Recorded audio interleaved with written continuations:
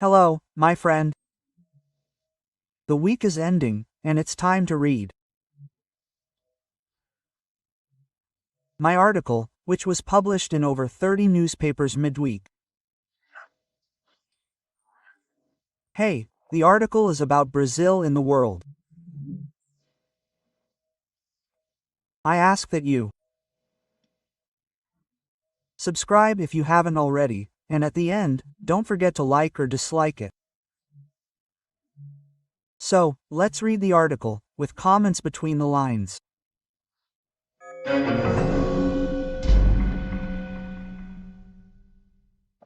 The title is The Big Four. I remember very well that after World War II there were meetings between the Big Four, right? It was the United States, Russia, France, and England, right? In fact, that was the division they made with Berlin, right? The capital of the Third Reich. That's why this iconic name of the Big Four became the four most powerful in the world. At the end of World War II, France benefited greatly, right? So, I'll start by saying that the phone call between Trump and Lula reinforced the idea of a personal meeting. Lula mentioned the possibility of meeting at the East Asian Summit in Malaysia on the 26th, like Lumpur.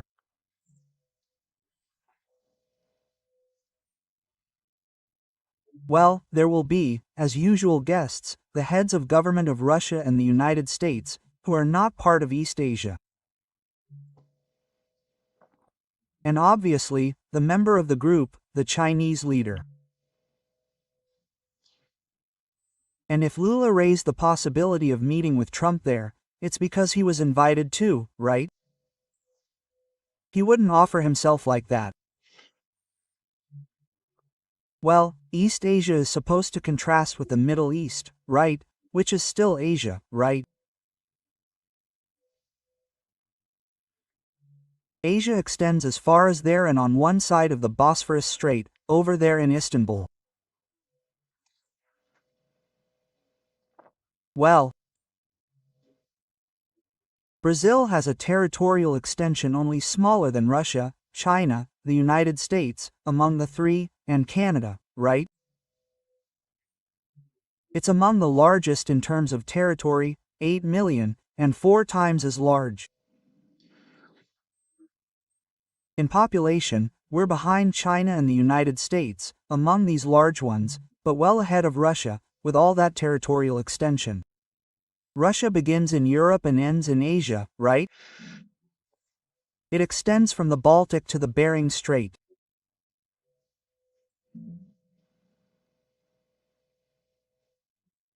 In terms of mineral potential, the four are practically equal.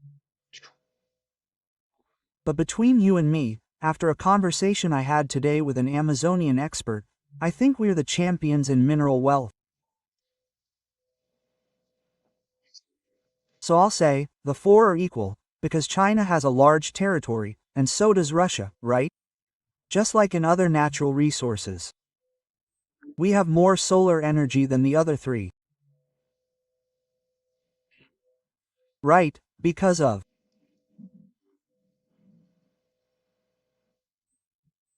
longitude and latitude, right? We have a lot of sun between the equator and the Tropic of Capricorn, they're way above the equator. Well, we have something else.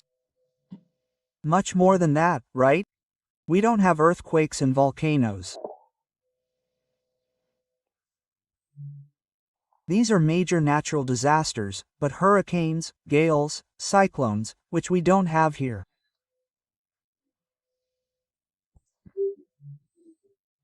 So why aren't we among the Big Four who could meet in Kuala Lumpur and decide on peace, for example? Peace, Ukraine, Russia. Peace, the Middle East that Ramaz promises, I don't believe, right? The second paragraph, comes the answer. The thing is, we don't have the military might of others. Like China, the United States, or Russia. And furthermore, we don't have the economic might of others. Even though just a few decades ago, I remember, we were well ahead of China. And have a gigantic natural factor. The first ingredient for producing wealth, as we learn in economics.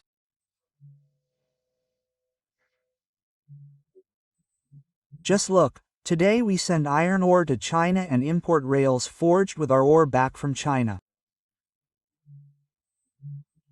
Our iron goes to the other side of the world and returns as steel. In other words, we are a country that doesn't manage what it has. Nor are we among the big four because we don't project political power.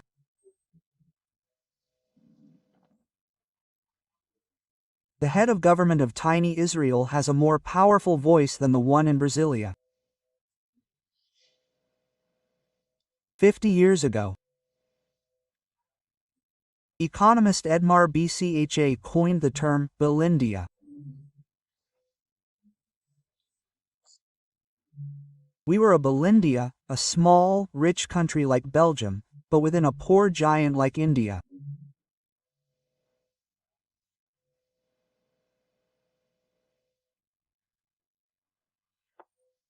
But today we can no longer create that, because India far surpasses us.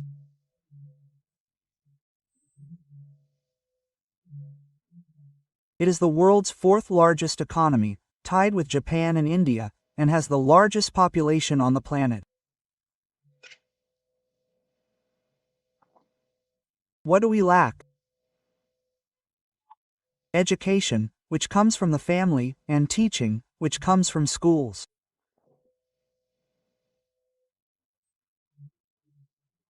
In the family, education fosters honesty, truth, respect for others, respect for the law, a sense of belonging to the community, among many other principles that make life better and easier.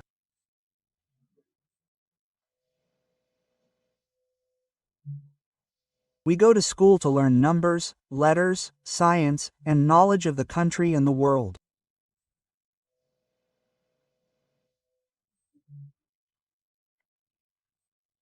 We don't even know the instrument to argue, to express our ideas, which is the Portuguese language.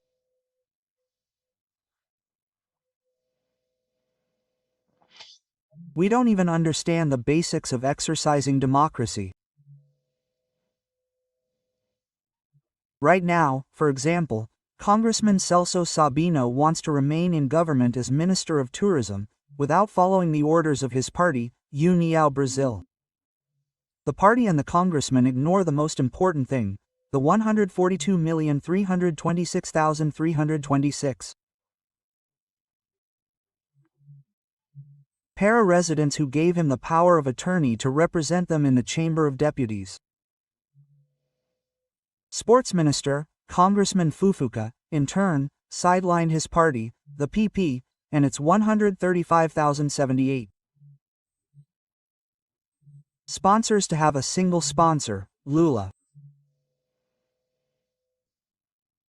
No representation can withstand such contempt.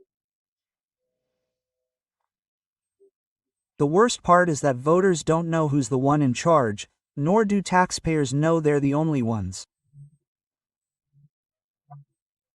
Governments spend. Last paragraph. The Constitution has just turned 37. Disrespect for the highest law leads to disrespect for all other laws.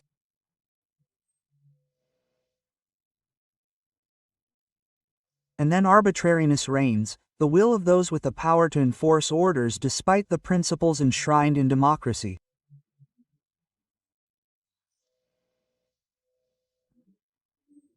Just imagine, as Minister Barroso confessed in an interview, that a printed ballot was one of the pillars of the coup.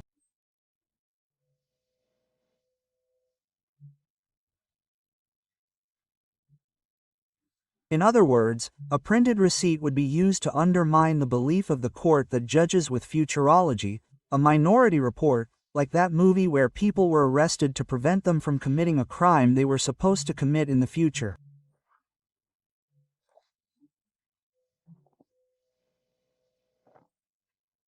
This justified a counter-coup.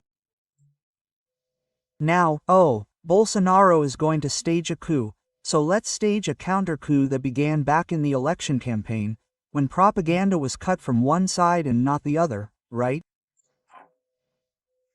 Well, a counter-coup, as was justified in 1964. That João Goulart was preparing a coup, right? Reasons, all of these are reasons for the country's backwardness, where not even the past is predictable, because things change, they tell a different story about the past. I know this because I know it, I've witnessed the past since back in the 1940s, right?